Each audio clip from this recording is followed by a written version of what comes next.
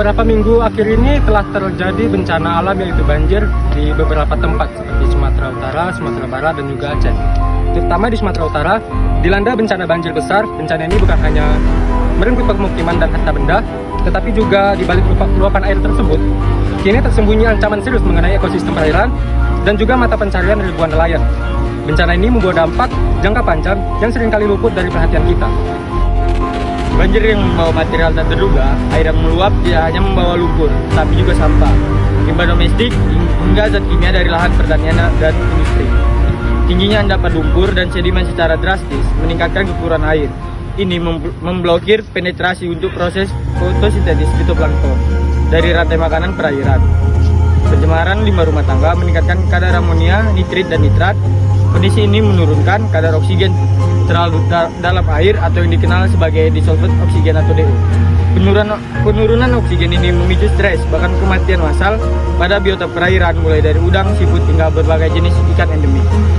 Ekosistem tawar seperti Danau Toba, sungai-sungai besar, dan rawa di pesisir ini menghadapi beban polusi yang mengancam keseimbangan biologis yang telah terbentuk selama bertahun-tahun. Di sektor perikanan baik tangkap maupun budidaya menjadi salah satu yang paling terpukul dalam dampak ini. Nah, di beberapa danau dan sungai, arus banjir yang kuat itu telah merusak atau mengakibatkan keramba apung. Pembudidaya mengalami kerugian total, kehilangan stok ikan siap panen yang bernilai jutaan rupiah dalam waktu semalam. Kemudian perubahan mendadak pada kualitas air dan hilangnya pakan alami secara langsung itu dapat mengurangi populasi ikan di perairan umum tersebut. Ikan-ikan yang bertahan hidup ini terpaksa bermigrasi, membuat hasil tangkapan nelayan menjadi merusak tajam.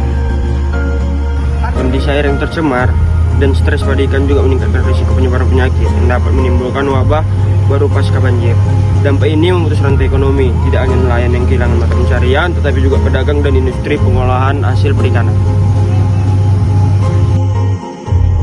Dibutuhkan langkah mitigasi yang cepat dan terpadu. Pemerintah daerah melalui Dinas Lingkungan Hidup dan Dinas Perikanan harus segera melakukan seperti yang pertama, memantau kualitas air yang bisa dilakukan seperti melakukan pengujian kualitas air secara berkala untuk mengidentifikasi tingkat pencemaran. Yang kedua, restorasi ekosistem di mana bisa dilakukan dengan reboisasi di bagian hulu dan restorisasi kawasan penyangga seperti hutan mangrove dan sepandan sungai untuk mengurangi erosi dan serapan air. Dan hal yang ketiga yang bisa dilakukan dengan bantuan pemulihan, di mana bisa dilakukan dengan memberikan bantuan modal kerja dan benih ikan kepada kelompok nelayan dan pembudidaya yang terdampak.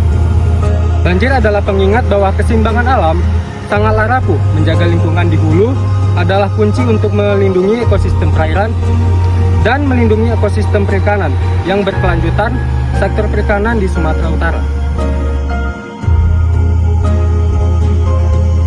Demikian laporan kami mengenai dampak ekologis dan perikanan pasca banjir di Sumatera Utara. Marilah kita sama-sama jaga sumber kehidupan ini. Sekian dan terima kasih.